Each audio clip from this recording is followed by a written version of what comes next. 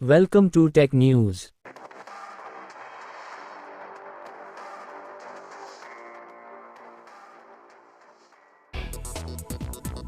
Intel Corp की वर्तमान में भारत में निर्माण सुविधा स्थापित करने की अभी कोई योजना नहीं है, कंपनी ने बुधवार को एक बयान में कहा। भारत के परिवहन मंत्री ने पहले कहा था कि चिप मेकर इंटेल देश में चिप निर्माण कंपनी स्थापित करेगा, लेकिन इंटेल ने साफ तौर पर बता दिया कि उनकी भारत में निर्माण की अभी कोई योजना नहीं है।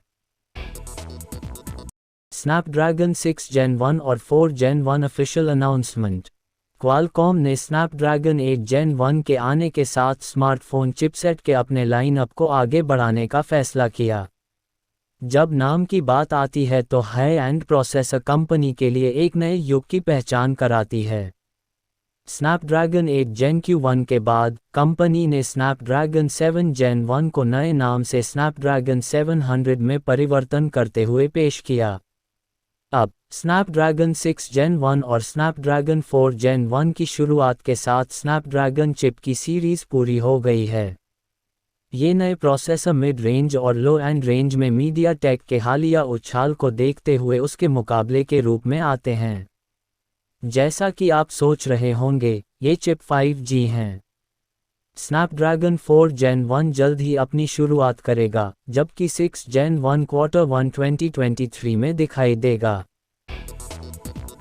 Amazon अब दवाइयाँ भी डिलीवरी करेगा। जी हां, रिपोर्ट के मुताबिक अंदरूनी सूत्रों का दावा है कि Amazon आधिकारिक तौर पर जापानी दवाओं के बाजार में प्रवेश करने की योजना बना रहा है। रिपोर्ट में दावा किया गया है कि Amazon जापान में छोटे और मध्यम आकार के फार्मेसियों के साथ साझेदारी करने की योजना बना रहा है, ताकि दवाओं की बिक्री के लिए एक प्लेटफॉर्म तैयार किया जा सके। ऑनलाइन ऑर्डर देने के बाद यूजर्स घर पर बैठकर डिलीवरी का इंतजार कर सकते हैं। इस प्लेटफॉर्म के माध्यम से रोगी अपनी दवाएं लेने के तरीके के बारे में ऑनलाइन निर्देश भी प्राप्त कर सकते हैं। YouTube अब Apple TV पर 5.1 सराउंड ऑडियो पेश करता है। स्ट्रीमिंग बॉक्स के माध्यम से YouTube TV का आनंद लेने वाले Apple TV उपयोगकर्ताओं को आज एक गुड न्यूज़ मिली। आज YouTube TV अपडेट मिलेगा। YouTube ने आज 5.1 सराउंड साउंड के लिए घोषणा की है। अपडेट YouTube TV ऐप तक पहुंच जाएगा। लाइव DVR और वीडियो ऑन डिमांड के लिए मान्य है। गूगल पिक्सल 7 और पिक्सल 7 प्रो स्मार्टफोन की लॉन्च डेट का खुलासा हो गया है। साथ ही पिक्सल वॉच की लॉन्चिंग डेट की भी घोषणा कर दी गई है। पिक्सल 7 सीरीज लंबे समय से अफवाह में है। इसके अलावा पिक्सल 7 सीरीज के स्मार्टफोन्स को लेकर कई तरह के कयास लगाए जा रहे हैं। इसके अलावा हैंडसेट हाल ही में लीक के रूप में ऑनलाइन दिखाई दे रहे हैं। Most popular Honor X40 series जल्द ही चीन में लॉन्च होगी। हालांकि आने वाली श्रृंखला के प्रमुख विवरण अभी भी साफ नहीं हैं। Honor हाल ही में चीन में मेट सीरीज लॉन्च हो गया है। लोकप्रिय ब्रांड Honor पिछले कुछ समय से अपने देश में बेहतरीन डिवाइस लॉन्च कर रहा है। विशेष रूप से Honor चीनी स्मार्टफोन बाजार पर अपनी पकड़ मजबूत करने में कोई कसर नहीं छोड़ रहा है।